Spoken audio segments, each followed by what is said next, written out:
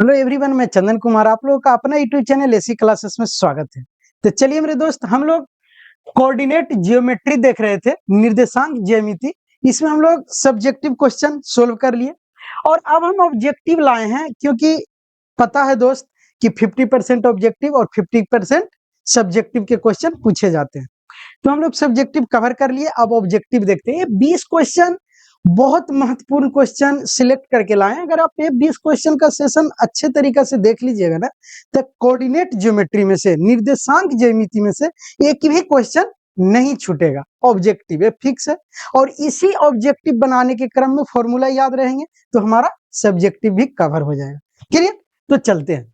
देखिए मेरे दोस्त, 20 क्वेश्चन में चलते हैं क्या क्या हम लोग लाए हैं इस सेशन के। तो है पहला क्वेश्चन देखते हैं कि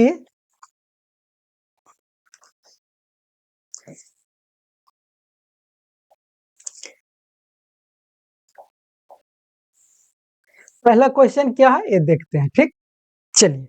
बहुत ही लाजवाब और बहुत मस्त क्वेश्चन, ये प्रैक्टिस कीजिएगा। इससे देखिए बोला कि बिंदु इतना और इतना, बिंदु -5 और 12 की मूल बिंदु से दूरी कितनी होगी। तो देखिए अब ये जो क्वेश्चन है ना, इसके जगह पे कुछ भी रह सकता है। ये -5 और 12 की जगह पे कोई भी डिजिट रहे, वो मायने नहीं रखता है।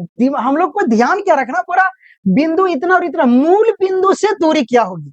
अर्थात तो मूल बिंदु के हमें डायरेक्ट फॉर्मूला बताया गया है कि जो दिया हुआ रहे उसी को रूट में स्क्वायर करके जोड़ देना, अर्थात x square plus y square under root, यही मूल बिंदु है। और उसी का यूज करके दोस्त हम लोग बना लेंगे अर्थात मूल बिंदु। तो जैसा ही बोले तो हम लोग जानते हैं कि मूल बिंदु का क्या होता है फॉर्मूला। तो मूल बिंदु के हम लोग फॉर्मूला पढ़े थे कि under root x square plus y square. अब देखिए ये है एक्स और ये वाई, हमें पता है, या इसको x1 मानिए या y1 मानिए, दूसरा तो हमें पता नहीं है। मूल बिंदु कहने का अर्थ कि दूसरा जो निर्देशांक है वो 0 0। क्लियर? तो यानी इतना नहीं जाना, हमें ऑब्जेक्टिव सोल्व करना। तो सीधा x square plus y square, x की जगह पर -5 तो -5 रख देंगे, एक्स की जगह पे -5 तो -5 का स्क्वायर, अब वाई की जगह पे 12 तो 12 का स्क्वायर हो गया। अब हम लोग पढ़े हैं कि माइनस के स्क्वायर जब करेंगे तो प्लस में 25, अब 12 का स्क्वायर करेंगे तो 144, दोनों के जोड़ेंगे तो 169, और 169 के वर्गमूल तो हमें पता ही है 13। क्योंकि हम पहले भी बोले हैं कि मैथ में फास्ट सॉल्यूशन करना है तो आपको ये वर्ग और वर्गमूल की जो कहानी है ना, कम से कम 20 तक एकदम याद रखना। ये नहीं कि अब 169 के वर्गमूल निकालेंगे बच्चा की तरह, नहीं। चलिए, तो ये पहला क्वेश्चन हो गया 13, और 13 हमारा यह है दोस्त। तो ये ऑब्जेक्टिव क्लियर, मात्र 30 सेकंड में कहानी खत्म। अब आगे चलते हैं, आगे चलेंगे तो आगे क्या कहता है। दूसरा नंबर क्वेश्चन देखिए, दूसरा नंबर क्वेश्चन क्या कह रहा कि बिंदु वो इतना एवं इतना के बीच की दूरी क्या होगा। बस वही कहानी जो हम लोग दूरी सूत्र से पढ़ते आए हैं, बीच की दूरी, इतना और इतना के बीच की दूरी। तो हम लोग दूरी सूत्र डायरेक्ट जानते हैं कि दूरी सूत्र क्या होता है। तो दूरी सूत्र पढ़े हैं दोस्त कि under root x2 minus x1 के square plus y2 minus y1 के स्क्वायर रख देंगे, हो गया। अब देखिए इसको क्या करें, तो इसको x1 y1 मान लेते हैं और इसको x2 y2 मान लेते हैं। x2 minus x1, x2 0, x1 a, अर्थात 0 माइनस a के square plus y2 minus y1, y2 क्या है, अब y1 0, अर्थात a माइनस 0 के स्क्वायर। क्लियर है? अब देखिए हम लोग जानते हैं कि 0 में कोई भी संख्या जोड़े या घटाए कोई प्रभाव नहीं पड़ता, अर्थात कोई अंतर नहीं।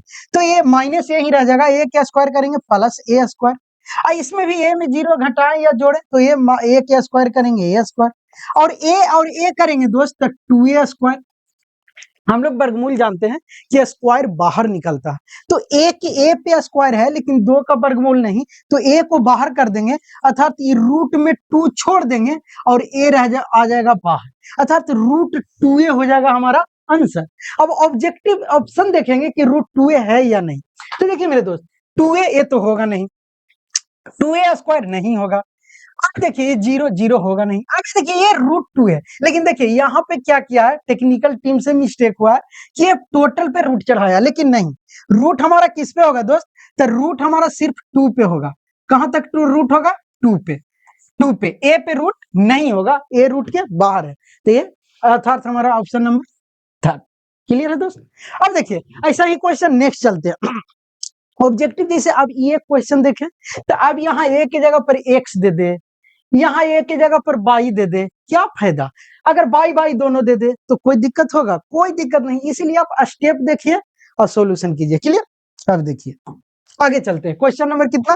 तो क्वेश्चन नंबर 3 बोल रहा कि बिंदु, देखिएगा, हाँ, बोल रहा कि बिंदु इतना एवं इतना को मिलाने वाली रेखाखंड के मध्य बिंदु का निर्देशांक ज्ञात कीजिए। अब देखिए जब मध्य बिंदु की बात आती है तो हमें पता है, क्या पता है कि मध्य बिंदु का फॉर्मूला होता है x1 प्लस x2/2। अब y का अगर निर्देशांक निकालेंगे तो y1 प्लस y2/2, और वही फॉर्मूला रख के निकाल देंगे। हम लोग मध्य बिंदु बराबर जानते हैं कि क्या होगा। जैसे ऑब्जेक्टिव बनाने से आपको दो बेनिफिट, पहला तो टोटल फॉर्मूला कवर हो जाएगा, तो हम लोग जानते हैं मध्य बिंदु के कि x1 प्लस x2 अब y2 अब y1 प्लस y2 अब y2, इससे दोनों के निर्देशांक निकलेगा, वही मध्य बिंदु आएगा। तो यहाँ पे देख लीजिए, अगर हम इसको x1 और y1 मान ले, इसको x2 और y2 मान ले, तो नहीं निकल जाएगा, हो जाएगा। अब देखिए x1 प्लस x2, तो x1 क्या है? तो 4 plus 6/2, comma y1 plus y2, y1 क्या है? तो y1 है -5 और y2 क्या है? तो -3, -5 अब प्लस -3 अब by2। अब देखिए जब 6 और 4 10, 10/2, कॉमा अब इसको देखिए माइनस, प्लस माइनस माइनस, अब माइनस माइनस जुड़ जाएगा, अर्थात -8/2। क्लियर है? अब देखिए 5 दूना 10, 4 दूना 8, अर्थात जो हमारा निकल के आ गया 5 और -4, यही हमारा मध्य बिंदु हो गया। क्या हो गया? मध्य बिंदु। देखिए एम 5 और -4 है कोई ऑप्शन? कहां से दिख रहा है? ऑप्शन नंबर सेकंड, अर्थात सेकंड आंसर हो गया। 5 -4 हो गया ना। अब इस जगह पे कुछ भी डाल दे, 4 की जगह पर 3, 5, 2 कुछ भी डाले, हम लोग आराम से बना लेंगे। जरूरत क्या रहेगा कि मध्य बिंदु का हम लोगों का फॉर्मूला याद रहना चाहिए। क्लियर? अब चलिए नेक्स्ट चलते हैं, क्वेश्चन नंबर 3 के बाद 4th। चलिए 4th देखिए, 4th क्या बोल रहा? 4th बोल रहा उस बिंदु का निर्देशांक क्या होगा जो बिंदु इतना इतना और इतना को मिलाने वाली रेखा को 3:2 में विभाजित करती है। अब देखिए ये विभाजन सूत्र से आ गया फॉर्मूला, क्या क्वेश्चन, तो हमें विभाजन सूत्र का फॉर्मूला याद करना पड़ेगा। तो हमें पता है, एक बात बताए थे कि विभाजन सूत्र की जब बात आती है, मान लीजिए कोई लाइन है, इसको ए माने, इसको बी माने, इसका कोई मान लीजिए निर्देशांक है x1 y1, इसका कोई निर्देशांक है x2 y2, और एक कोई पॉइंट है P जो मुझे पता नहीं है, और ये रेशियो दे दिया m और n, तो ये P के जो निर्देशांक है x y, ये क्या होगा? तो हम लोग पढ़ चुके हैं कि सर ऐसा जब आता है तो क्रॉस मल्टीप्लिकेशन करते हैं, x के निर्देशांक निकालना रहता है, तो ये m से x2 में गुना करेंगे, तो m x2 प्लस n से फिर क्या चीज में गुना करेंगे? तो n से हम x1 में गुना करेंगे, तो n x1 बटा m प्लस n होता है। सर y के फॉर्म में भी y में लेंगे तो m/2, तो m/2 ले लेंगे, प्लस n/1 लेंगे, बटा में m प्लस n लेंगे, और यही जो x y निर्देशांक निकल के आता था वो हम यहाँ पे वैल्यू ले लेते थे कि यही x y इसको m और n अनुपात में विभाजित करती है। तो वही सीन है यहाँ पे। और देखिए तब ये क्या है दोस्त, ये देखो ये सब्जेक्टिव उठा के डाल दिया ऑब्जेक्टिव में, तो ये कैसे टाइम बचेगा? तो आप लोग को एकदम दिमाग में फिगर बन जाना चाहिए, और डायरेक्ट इसको हम लोग बना लेंगे कि ये मान लेंगे x1 y1 और ये मान लेंगे x2 y2, और ये m और n, और ये फॉर्मूला याद रहेगा तो डायरेक्ट लिखेंगे x बराबर m x2। तो m कितना है दोस्त? तो m हमारा 3 है, तो 3 गुना x2 कितना है? तो -6, प्लस n x1, तो n कितना है? तो n हमारा 2 है, गुना x1 क्या है दोस्त? तो x1 4 है, अब बटा में m plus n, m plus n कितना है? तो m प्लस n देखिए, m प्लस n देखिए कितना है? m प्लस n, तो m प्लस n कितना है? तो 3 + 2, अर्थात अगर इसको करें दोस्त, यहाँ 3 + 2 रख ही देते हैं क्या, चलिए, तो ये है 3 प्लस 2। अब देखिएगा माइनस माइनस माइनस 18 हो गया, क्लियर है दोस्त। अब प्लस 4 दूना 8, अब बटा में 5, कहे कि 3 2 5। अब देखिए 18 में से 8 गया माइनस 10, क्योंकि 18 बड़ा है, अब बटा में 5, आई 5 दूना 10 माइनस 2 आया। एक्स का मान कितना आया, तब माइनस 2 आया। तो आप जरा ध्यान से देखिए, हमें तो ये पता हो गया कि जो एक्स का एगो निर्देशांक होगा वो माइनस 2 होगा। अब बाई हमें निकालना पड़ेगा। तब देखिए तो माइनस 2 किसमें है, तो देखिए माइनस 2 एगो इसमें है और एगो इसमें है, अर्थात ये तो फिक्स हो गया कि न ये होगा आंसर न ये होगा आंसर। अब ये दोनों में हमें निकालना है। तब देखिए ये दोनों में जब निकालेंगे तो बाई के फॉर्म में लेंगे, तो हम जानते हैं m बाई 2, एम हमारा कितना, तो 3 बाई 2 कितना, तो बाई 2 8 प्लस n बाई 1, तो n हमारा कितना 2 गुना बाई 1 कितना 3, अब बटा में 2 प्लस 3 5। अब देखिए 8 3 24 प्लस 3 दूनी 6 बटा में 5। अब जरा ध्यान से देखिए प्लस प्लस आ रहा, यानी फिक्स है कि अब प्लस वाला होगा, ये पीछे माइनस है, लेकिन हम निकाल ही लेते हैं। 24 से 6 30, 30 बटा 5 6 5 30, 6 आ रहा, और 6 इसमें है ना दोस्त, ये तो माइनस में है, अर्थात ये भी नहीं होगा। हमारा आंसर थर्ड नंबर, क्लियर है। -2 और 6 ये जो है वो m अनुपात n में, अर्थात 3 अनुपात 2 में विभाजित करती है। क्लियर मेरे दोस्त। अब हम लोग नेक्स्ट चलते हैं। चलिए क्वेश्चन नंबर 5। चलिए अब देखिए 5 क्या बोल रहा है। 5 थोड़ा ध्यान से देखिए दोस्त। 5 बोल रहा है किसी त्रिभुज के शीर्ष के निर्देशांक 3 -5 -7 4 एवं 10 और -2 है, तो इसके केंद्रक का निर्देशांक क्या होगा।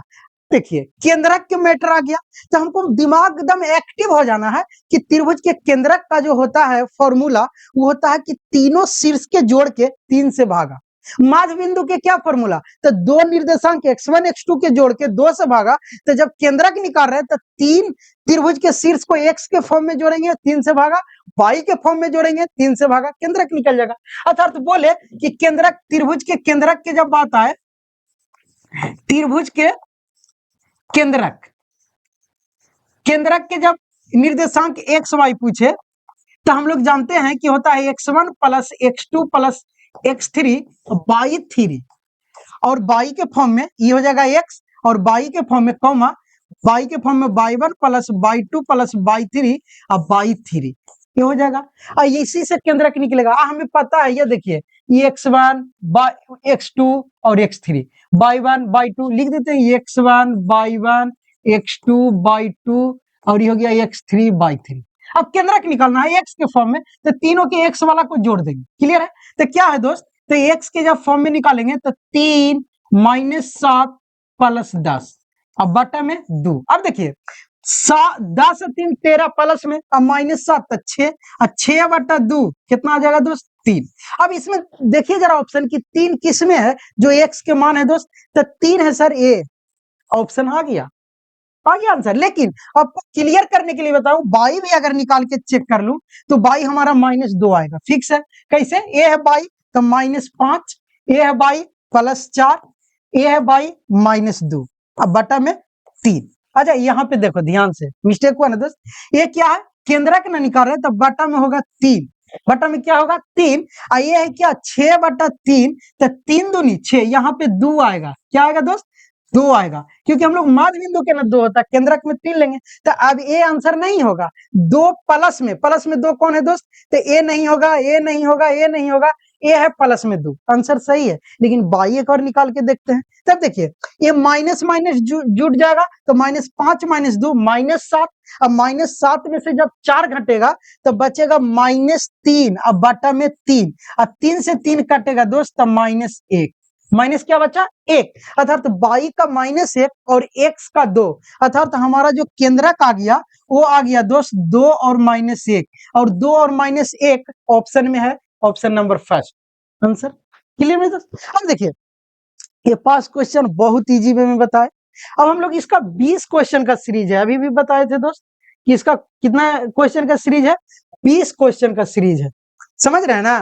तो हम लोग ये 20 क्वेश्चन का जो सीरीज है, तो वीडियो लंबा हो जाएगा, आज 5 इसमें देख लिए, फिर ऐसा ही शॉर्ट वीडियो करके डालते रहेंगे। क्लियर मेरे दोस्त।